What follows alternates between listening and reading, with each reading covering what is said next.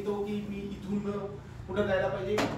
पहिल्यांदा उठल्यानंतर आपण काय करायचंय, बाबा शाळेत जायचंय सकाळी 11 वाजता. ही ज्यावेळेस आपली मानसिक प्रक्रिया पूर्ण मनामध्ये होते त्यानंतर आपण सगळी प्रक्रिया पूर्ण करतो. म्हणजे अगदी गाडीवर बसतो किंवा चालत जातो किंवा सायकलवर जातो.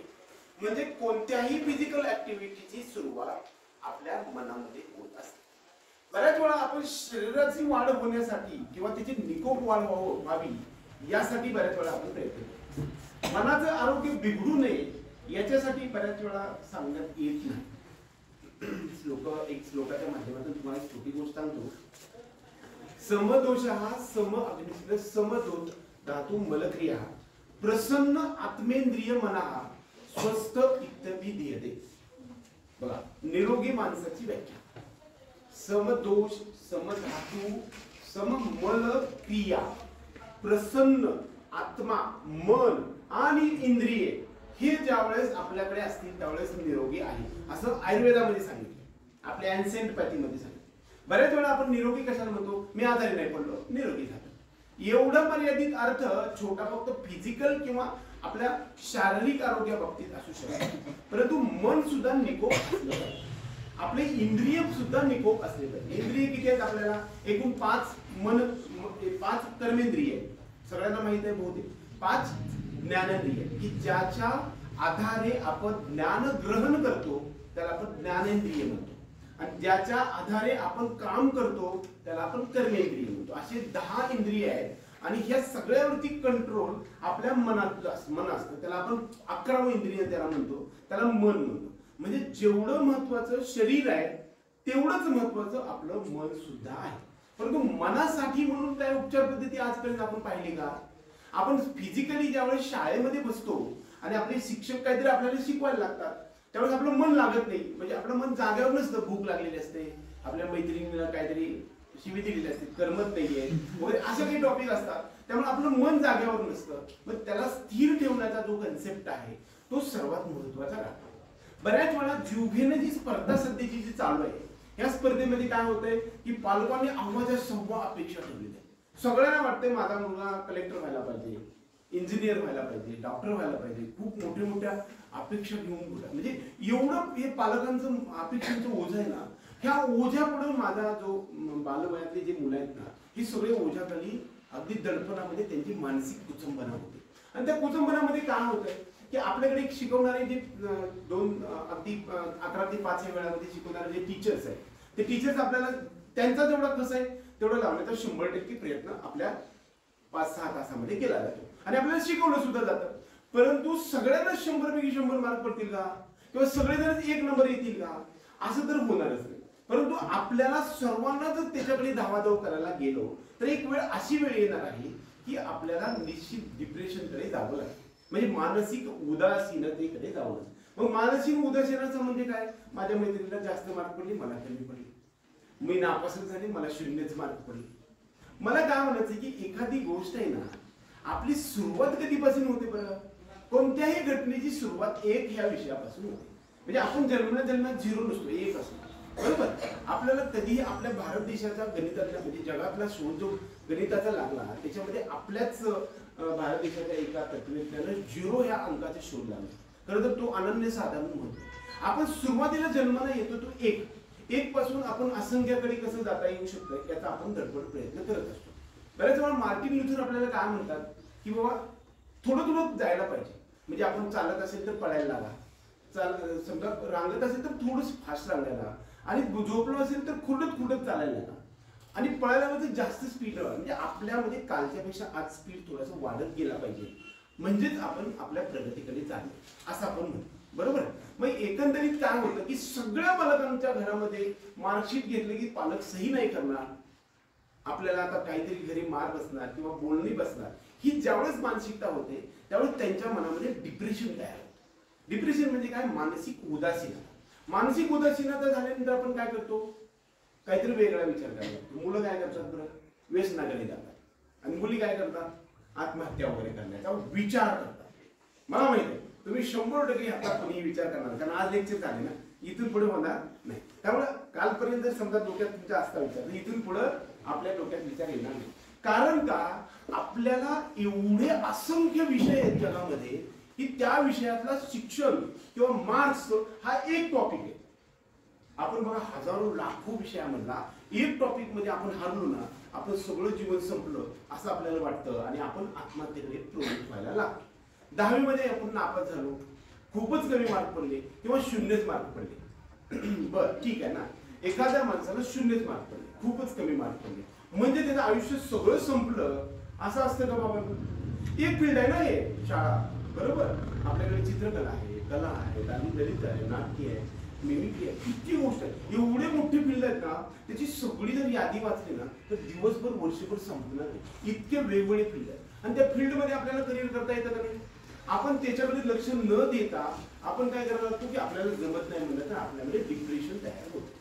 मग आपण काय करतो, डॉक्टरांकडे जातो, झोपेच्या गोळ्या घेतो वगैरे ह्या सगळ्या गोष्टी, किंवा आत्महत्येकडे प्रवृत्त होतो, किंवा मुलांमध्ये काय करतात, तंबाखू खातात, गुटखा खातात, दुसरं काय पण करतात. म्हणजे याला हे कशाचं लक्षण आहे बघा. व्यसनाकडे जाणं म्हणजे काय की आपलं मानसिक आरोग्य बिघडलं.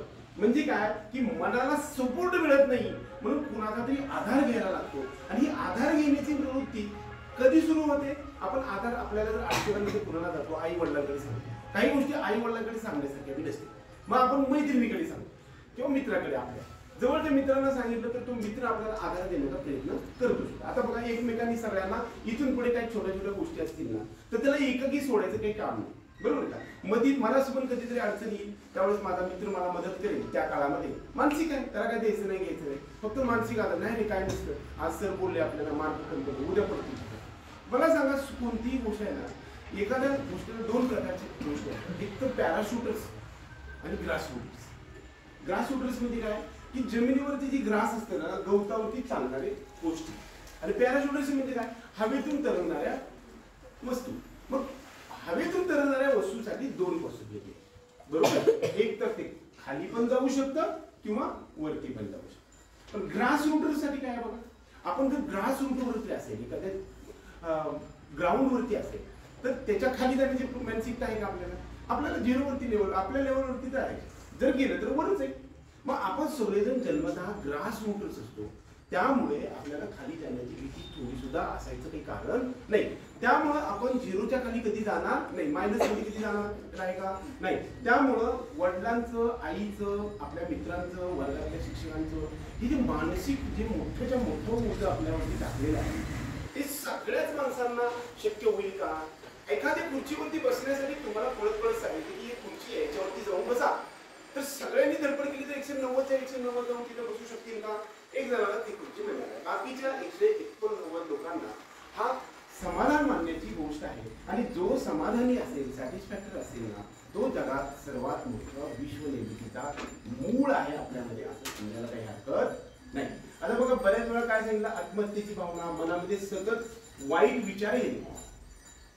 आता वाईट विचार येण्याचा प्रकार कसा तरी चालू होतो. काहीतरी विचार आपल्या डोक्यात आला की आपण मित्राकडे सांगतो. मित्र आपल्याला काय करतो, हेच काम आपल्या सगळ्यांना करायचं की खूप वेळा आपण इतर, आज बघा परवा 19 तारखेला काय होतं, शिवजयंती. अशा रोज काहीतरी वेगवेगळ्या मोठ्या मोठ्या व्यक्तींच्या जयंत्या, पुण्यतिथ्या, किंवा आपल्याला मोटिवेशन, जगातल्या काही अनन्यसाधारण जगातलं वेगवेगळं कार्य आहे ते करण्यासाठी आपल्याला मोटिवेशन सांगण्यासाठी म्हणून एक एक दिवस आपल्यासाठी दिले. मग आपण हे सगळं बघितल्यानंतर आपल्याला काय वाटतंय की आपल्याला असं वाटतंय की बाबा हे सगळं एवढ्या माणसाने लोकांनी केलंय आणि मी काहीच नाही करू शकत, त्यामुळे आम्ही डिप्रेशनमध्ये येतो. परंतु आज या दिवसापासून तरी निदान ज्या व्यक्तीनं अशा प्रकारचं जे काम केलंय ते मी स्मरण, वाचन, अभ्यास करेन आणि त्यातला एक सम एक्सटेंट तरी इथून पुढे आपल्या आयुष्यामध्ये करण्याचा आपण जर प्रयत्न केला तर आपण निश्चित मागे योजना म्हणण्यासारखं आपल्या जाण्याचा स्पीड आपल्या वाढवत चाललो आहे आणि जे टार्गेट आहे ते अचीव होण्याचा वेळ कमी करत चाललो, बरोबर आहे का? प्रत्येक जणाला सर्वात काहीतरी टार्गेट आहे आयुष्यभराचं. नोकरी मिळवणे असेल, धंदा सेट करून घेणं असेल, किंवा काय असतील त्या गोष्टी. ह्याच्यामध्ये प्रत्येक जणांचा म्हणजे प्रत्येक धंदा असेल किंवा शिक्षक असेल तर ते 100% सक्सेस होईल असं का म्हणायचं कारण आहे बरं? बघा, अपयश ही यशाची पहिली पायरी आहे. ज्याला खरंच आयुष्यभर जर यशच मिळत असेल तर त्याला काय जीवनाला आनंद आहे?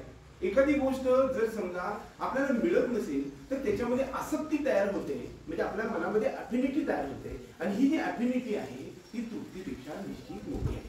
खूप तहान आपल्याला लागते, उन्हात जातो आपण, उन्हाळ्याचे दिवस आहे, एखादं आंब्याचं झाड असतं त्याच्याखाली एक डेर असतो ठेवलेला, त्यात पाणी असतं, खूप दिवसापूर्वी ठेवलं संपून जातं, आपण पळत पळत पळत जातो, आपल्याला तहान लागली असते, पाय चप्पल नसते, ऊन लागत असते, एवढं तहान लागलेली असते ना, तिथे गेल्यानंतर आपण जातो तर पाणी प्यायला गेलो तर त्याच्या पाणी तळातळापर्यंत जाईपर्यंत आपल्या डोळ्यात प्राण आलेला, बरोबर, आणि तळाशी पाणी काही नसतं. कदाचित आहे असं समजा, आणि असताना आपण पाणी तृप्तपणे पितो.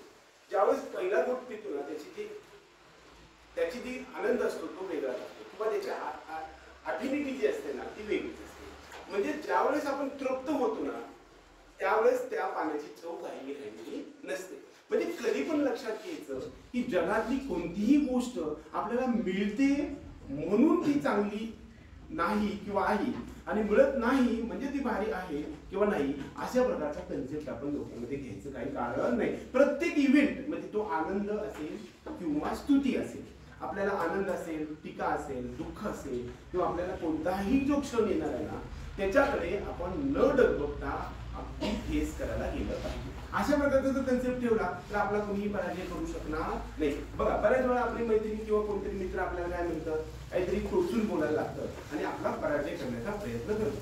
जो त्याचा उद्देश जर आपण सफल करत असेल, म्हणजे आपल्याला लक्षात येते का नाही की माझा मित्र असेल किंवा कोणतरी आपला शत्रू आहे की तो आपल्याला टोचून बोलतोय किंवा मारतोय, म्हणजे तुझं आपल्या जी प्रगतीची आहे ती खुंटावी असे आपल्याला त्याला वाटतं. पण तो जर आपला खरोखर शत्रू असेल आणि तो जर आपल्याला अशा प्रकारची इच्छा व्यक्त करत असेल आणि आपण तसंच त्याला वाटेल तसं करायला लागला असेल तर तो आपण त्याच्या मार्गाने चालू असं होतं ना, म्हणजे तो आपण त्याचा समर्थक बनतो. जर समजा तो टोचून बोलत असेल तर ते डोक्यातच घ्यायचं, मानसिकतेमध्ये घ्यायचं नाही. दोन एक छोटीशी कविता सांगतो तुम्हाला की काही वेळा काय होतं, एखाद्या माणसाला स्तुती म्हणली की खूप आवडते, टीका म्हणलं की नको वाटतं, बरोबर. आपली कोणी जर टीका केली का किंवा निंदा केली तर वाईट वाटतं, आणि स्तुती म्हणली की आवडतं, बरोबर आहे. ह्याच्यावरती आपण सेल देतो. आपल्या पाठीमागे एखादा व्यक्ती आपल्याबद्दल जर निंदा करत असेल तर आपण काय समजायचं की तो मी त्याच्या पुढे चालतो म्हणून तू माझी निंदा करायला. किती सोपं आहे.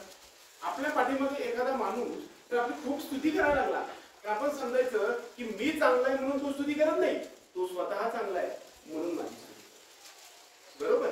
आणि जर समजा एखादा व्यक्ती आपल्या समोर येऊन आपल्यावरती समोर येऊन निंदा करत असेल तर आपण समजायचं की हा आपला घरातला पहिला मित्र आहे, आणि आपल्या समोर येऊन एखादा स्तुती करायला लागला तर आपल्याकडून काहीतरी त्याला फायद्याची अपेक्षा आहे असं समजायचं. त्यामुळं आपण कधीही डगमगायचं काही कारण नाही. कुणी आपली निंदा करून घ्या, हजारोंच्या झुंडी जरी आपल्या पाठीमागे समर्थकांच्या आल्या तरी पण रडून जायचं काही काम नाही. आणि हजारोंनी जर आपल्याला धिक्कारांसाठी समोर येऊन आपल्या समोर उभा केलं आणि आपल्या पाठीची कोणच नाही आणि मी एकटाच आहे असं जरी वाटलं तरी सुद्धा डगमगायचं नाही. ह्या दोन्ही कन्सेप्ट जर तुम्ही जगामध्ये ठेवले तर तुमचा पराजय ह्या जगाच्या पाठीवर कोणीही करू शकत नाही, बरोबर. मग आता मानसिक आरोग्य म्हणजे काय बरं, म्हणजे आपल्या मनामध्ये जो काही वाईट विचार येणार आहेत, आत्महत्येचे विचार येतील, व्यसनामध्ये जाण्याचे विचार असतील, किंवा जे सद विवेक बुद्धीला स्मरून जे जगाने आजपर्यंत जन्मलेला आपल्या थोरांनी किंवा आपल्या आई वडिलांनी किंवा गुरुजनांनी मांडलेला जो मार्ग आहे त्या मार्गाच्या ट्रॅक सोडून दुसरीकडे जाण्याचा विचार येणे म्हणजे आपलं मानसिक आरोग्य बिघडणे असं. आणि त्याच्याकडे जायचं असेल तर आपण कोणाकडे तरी एकदा आपल्याला एक डॉक्टर पाहिजे. पण डॉक्टर म्हणजे माझ्यासारखं इंजेक्शन करणारा डॉक्टर नव्हतं, काही बोलत ते पैसे खिसकावून घेतात तुमच्याकडे. त्यामुळे तुम्ही काय करायचं, आपल्याला एक डॉक्टर आपला मित्र असतो किंवा आपले आई वडील असले किंवा गुरुजन असले, म्हणजे आपले 100% सखा सोयरा जो सखा असं न मित्र मैत्रिणीकडे सगळ्या गोष्टी मांडल्या. ती मैत्रीण मात्र तुझं काहीतरी वीक पॉईंट आहे म्हणून तुझ्यावरती कसं टोकणारी नसेल, तिने तुला समजून घेणारी अशी मैत्री जर असेल तर 100% ह्या अशा वेळेमध्ये आपल्याला मदत करण्याचा प्रयत्न करेल. त्याचबरोबर आपण नेहमी आपल्या जीवनाकडे पॉझिटिव्ह ॲटिट्यूडने बघायला पाहिजे. आज नाही जमलं ना उद्या 100% माझं. बघा खूप वेळा काय होतं, एक वर्गातला मित्र असतंय किंवा एखादी इथलं कोणतरी मित्र आहे त्याने सांगते की डॉक्टर तुम्ही आमच्या शाळेत या, खूप सगळे लोक मानतात, बघा तुम्हाला मी कसं मी आमच्या वर्गात घेऊन जातो म्हणून मला घेऊन येतात. आणि आल्यानंतर ते सगळ्यांना सांगतो असं. आणि त्यातला एक मुलगा एकदम येतो पुढे आणि त्याला एकदम धरतो गोत्राला घेऊन मारून टाकतो. माझं स्वरूप पाहिल्यानंतर त्याला तर काय दाखवायचं होतं, उलट झालं का. त्याला तर काय दाखवायचं होतं, मला सगळेजण एवढा सन्मान आहे माझ्या नावामध्ये हे त्याला म्हणायचं असतंय, पण ऍक्च्युअली काय झालं, उलटच झालं. मग त्यावेळेस तू माझ्याकडे बघतोय, त्याला खूप वाईट वाटतं. आणि त्यावेळेस मी म्हणतो की बाबा तू काही काळजी करू नको, तुझं जे आहे ना, तू एकटाच ह्या जगाच्या पाठीवरती असं आहेस की त्यानं तुलाच का मारलं तर तू 100% पुढल्या वेळेस आमदार बनायचं. म्हणजे माझ्यावरच वाईट का वेळ येते, तर मी इतरांपेक्षा अनन्यसाधारण आहे, असाधारण आहे. त्यामुळं आज ही मेज माझ्यावर मिळाली आहे, उद्याचा दिवस फक्त माझ्या यांचा नाही. हा कन्सेप्ट आपल्या डोक्यामध्ये ठेवला आहे. कोणत्याही बाका प्रसंगी, कोणताही वाईट प्रसंग आला तर त्यावेळेस पॉझिटिव्हिटीची ज्योत कधी विजू आपल्या मनातली द्यायची नाही. मग ती कोणती भाषा, शारीरिक आरोग्य, मानसिक आरोग्य, आपल्या शरीरामध्ये बदल झालेले असतील, वयाच्या मनाने झालेले बदल असतील, जगातल्या आपल्याकडे बघण्याच्या दृष्टिकोनाच्या माध्यमातून असतील, किंवा शिक्षक, विद्यार्थी, पालक आपल्याकडून अवघाचा स्वभाव, अपेक्षांचं ओझं टाकले आणि त्याच्यामुळे आपली मानसिकता कुचंबना झालेली असेल. या सगळ्या कुचंबनेवरती आपण स्वतः होऊन मार्ग काढायचं काम केलं पाहिजे. आपण सगळे कोणत्या टक्के होते बघा, दरम्यान 15, 16 वर्ष, 17 वर्ष होते का नाही.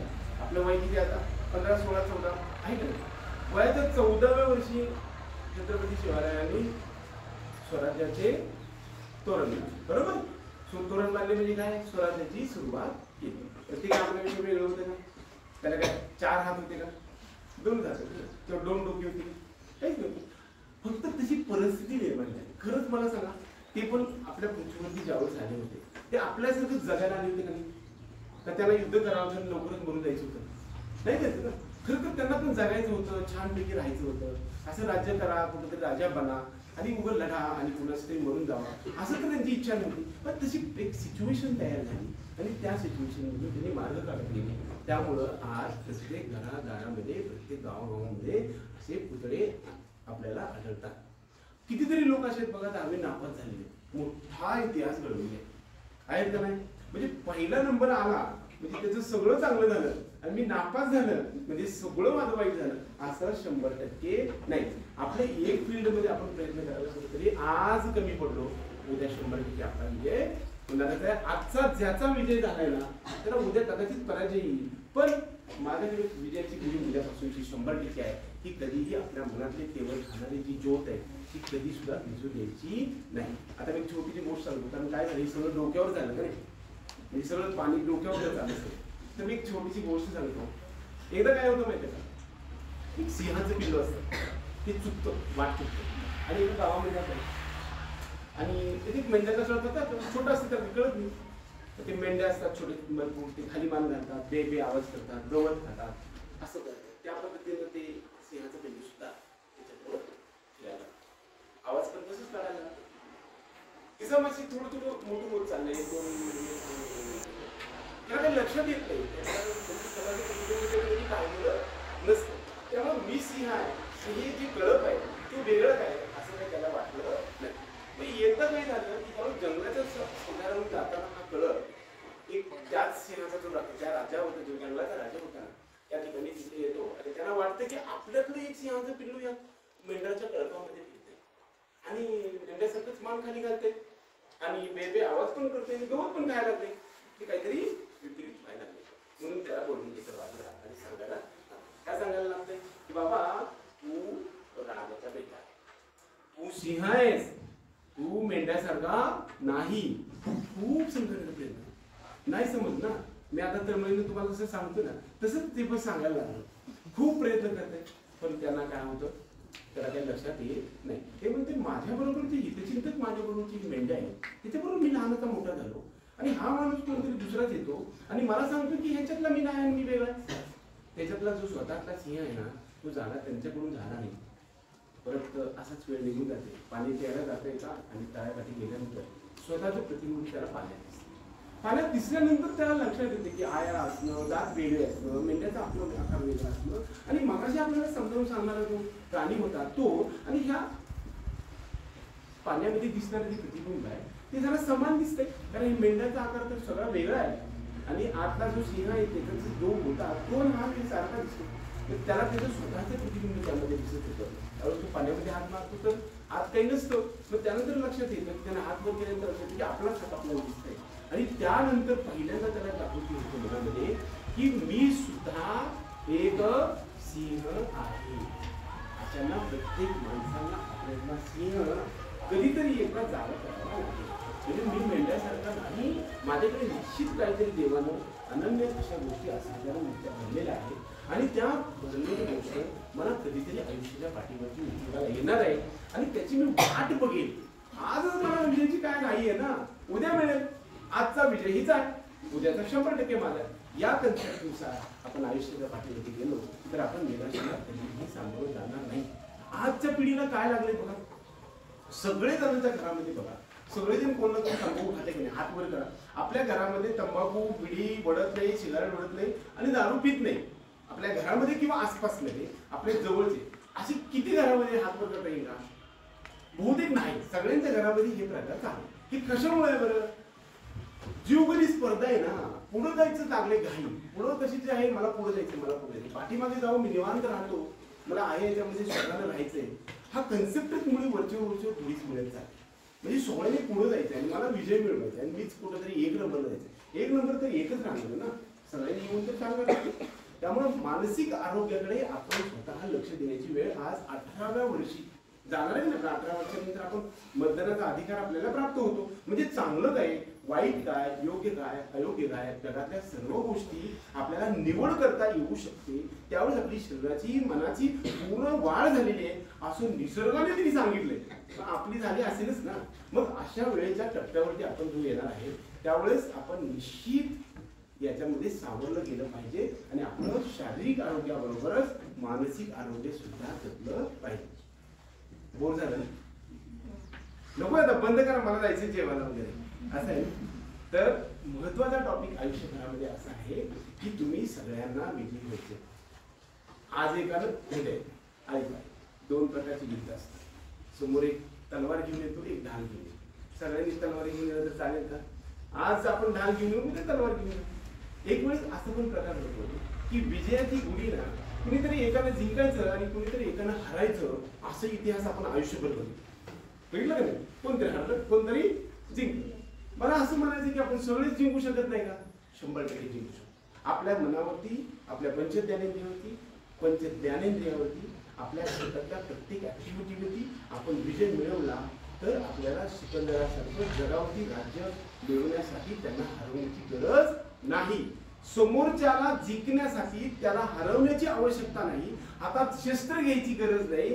समोरच्याला हरवण्यासाठी त्याचा पराजय करण्याची आवश्यकता नाही. त्याचा स्वतःचा समोरच्याचा विजय करून सुद्धा आपण विजय होऊ शकतो. हा नवीन कन्सेप्ट मनाच्या पॉझिटिव्ह ॲटिट्यूड नुसार जर आपण बनवत गेलो तर 100% आपला कुणीही आणि आपल्या मित्रांना सुद्धा, आणि एवढंच नव्हे पर्यायानं आपल्या शिक्षणाचा सुद्धा कोणी पराभव करू शकणार नाही. बरोबर आहे? आता कोणाकोणाला भीती वाटते अभ्यासाची, कधी तडतड होते, मला झोपच लागत नाही किंवा काहीतरी मानसिक ताणतणाव आहे, असे काही विद्यार्थ्यांमध्ये सध्या वाटतंय का? काही टॉपिक आहे का आपल्याला? काही क्वेश्चन्स येऊ शकतात का? प्रश्न येऊ शकतील का? मला माहिती आहे येणार नाही, पण येऊ द्या. छान होईल. एखादा प्रश्न येऊ शकेल का छानपैकी? तुम्हाला नसू द्या, दुसऱ्याचा प्रश्न सांग. आम्ही काही समजत नाही, जरी जो प्रश्न तुम्ही मांडला ना तो तुझाच असेल असं काय आम्ही मानत नाही, सर्वांचा असं समजूया.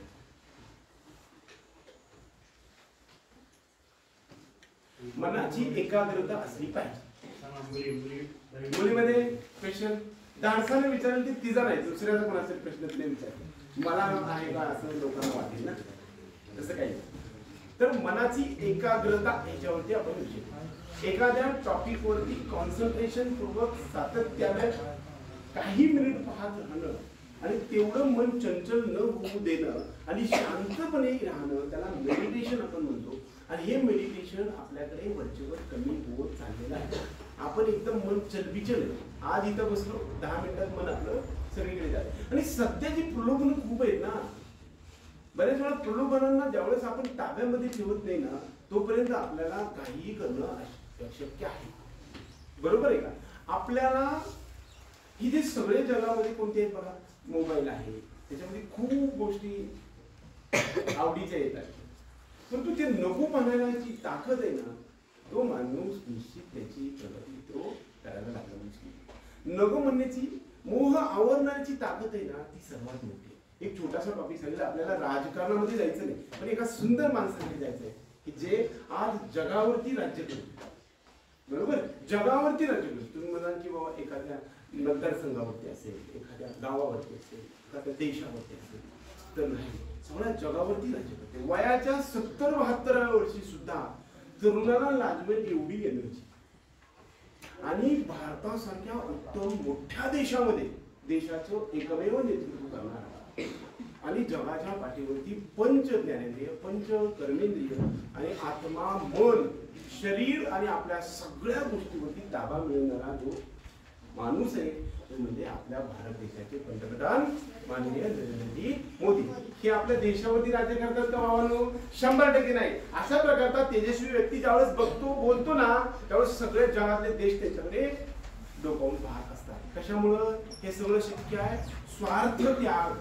म्हणजे मला काही नको ह्या जगातली गोष्ट, ही ज्यावेळेस आपण म्हणायला लागेल, मोह ज्यावेळेस आपण आवडायला लागेल, त्यावेळेस आनंदाच्या जवळ जायला 100% लागेल.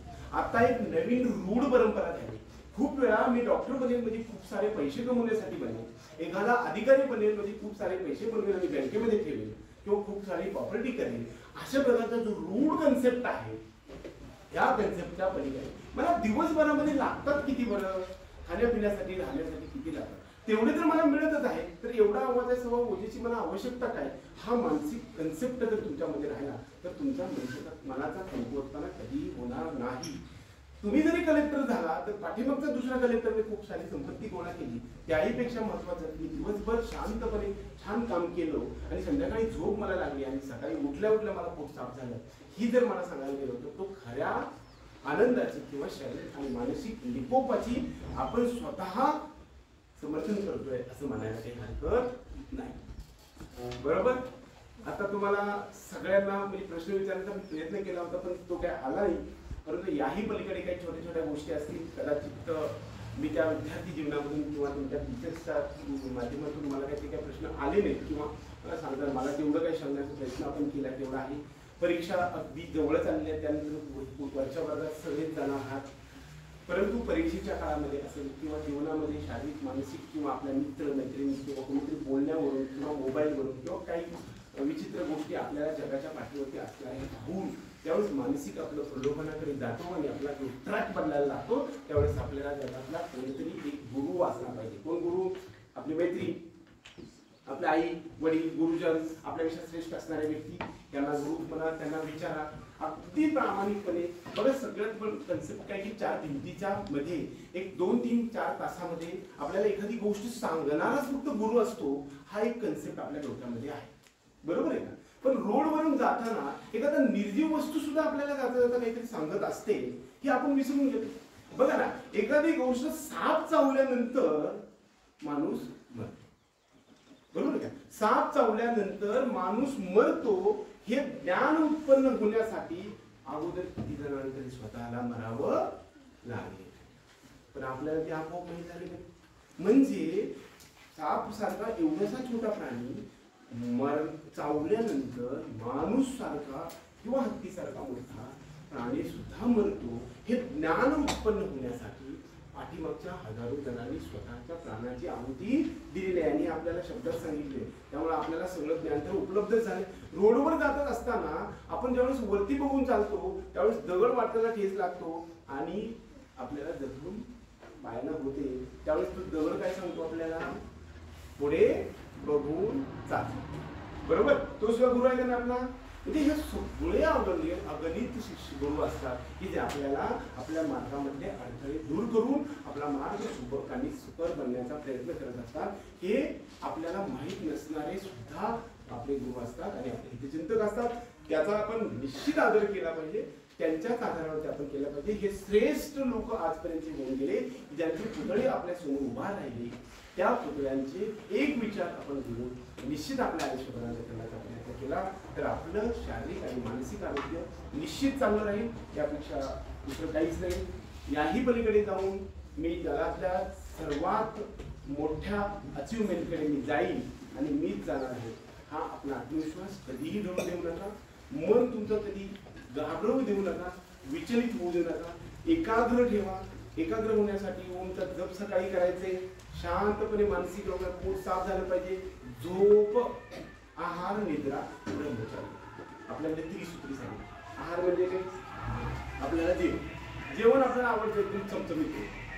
आहार पंच धातू आणि पंच महाभौतिक आणि ती सगळे जे 6 चवी आहेत ह्यांना असलं पाहिजे, ते एवढंच. आपण खूप वेळा जास्त तिखट नॉनव्हेज असं सगळं. निद्रा सगळ्यात महत्वाची. झोप पूर्ण झाली. परीक्षा जरी असेल ना तर आपल्याला कमीत कमी 6 ते 8 तास झोप झाली पाहिजे. आपली कमीत कमी 6 ते 8 तास झोप झाली पाहिजे. बऱ्याच वेळा आपण जास्त झोपलं तरी पण शरीराला चांगलं नाही, कमी झोपले तर 100%. आपल्या ज्यावेळेस मानसिक रोग डॉक्टरकडे जातो त्यावेळेस काय करतात डॉक्टर? आपल्याला झोपेचे औषध देतात. म्हणजे काय की झोप आपल्या मनाचा जर निकोप वाढवायचा असेल तर आपली झोप पूर्ण झाली पाहिजे. म्हणजे आपली झोप झाली की रात्री जेवलेलं पचन क्रिया होण्यासाठी 3 तास आणि नंतर पोट साफ होतं, परत भूक लागते, परत जेवण करतो, परत शरीर सगळं चांगलं राहतं. त्यामुळे झोपेवरती फार महत्वाचं कंट्रोल असलं पाहिजे. झोप जास्त झाली तरी आपल्या शरीरामध्ये क्लेज वाढतो आणि चरबी वाढायला लागतो. दिवसाची आवश्यकता नाही. एखाद्या जेवणामुळं लगेचच आपल्याला झोप लागत असेल तर ते आपल्याला जेवायला येत नाही असं समजायचं. मग आपण जेवण किती करायला पाहिजे? एवढा छोटासा काही आपण विषय बंद करू. परत आणि काय कोणता विषय आहे आपण थोडा विषय म्हणूया. आपण जेवण कधी किती करावं आणि कुणी आणि कधी करावं याच्याबद्दल आपल्याला कुठे काही सांगितलं. आई काय म्हणते? खान जेवण. मग एखादा माणूस तलवार किंवा चाकू घेऊन आपल्या पोटात घालायला लागतो त्यावेळेस आपल्याला तो शत्रू वाटतो. परंतु अनावश्यक आपल्याला व्यायाम न करता किंवा झोप न होता सुद्धा आई जर आपल्याला जास्त जेवण म्हणलं तर चाकूपेक्षा काही वाईट आहे असं चांगलं असं काही मला वाटत नाही. म्हणजे तेवढंच वाईट आपल्याला जातं. म्हणजे आपला आहार किती पाहिजे बरं? आपल्या सगळ्या पृथ्वीचा जर सर्वे केला तर सगळ्याचा घटक कसा होतो की 3च जाती. माणसाच्या जाती केल्या, प्राण्यांच्या जाती केल्या, पण मी तर सगळ्या पृथ्वीच्या संस्कृतीच्या 3च जाती केल्या. एक तर द्रव, वायू, घन. बरोबर? घन, द्रव, वायू ती सगळं याच्यामध्ये गेले. याच्या व्यतिरिक्त दुसरीकडे कोण आहे? ह्या अवस्थेच्या व्यतिरिक्त जगात कोणतीही वर्गीकरण माझ्याकडे नाही. मग आपल्या पोटाचे सुद्धा 3 भाग करायचे. जर सगळ्या सृष्टीने जर हे 3च भागामध्ये जर वर्गीकरण केलेलं असेल तर आपल्या पोटाचं सुद्धा वर्गीकरण आपण 3 भागामध्ये करायचे. एक भाग घन आहार, एक भाग द्रव आहार आणि एक भाग हवा म्हणजे वायू म्हणजे रिकाम. एवढं जर आदर्श जेवण करत गेलं तर आपल्याला झोप लागणार नाही, आपले शरीर निकोप होईल, मनाची वाढ होईल आणि आपले सगळे इंद्रिय तल्लख राहतील आणि आपण निश्चित आपल्या गोष्टी जे इच्छित साध्य आहे ते आपण करूया. बेस्ट लक सर्व विद्यार्थी पालकांना आणि आपल्या सर्व शिक्षक वृंदांनी दिलेल्या वर्षभरातला अभ्यास तुमच्या गडी उतरला असेल आणि परीक्षेमध्ये उतरून तुमच्या आयुष्यामध्ये मोठमोठी शिखरे पादाक्रांत कराल अशाच आशीर्वाद आपण ईश्वरचरणी प्रार्थना करून आजचा 2 शब्द संपूया. जय हिंद.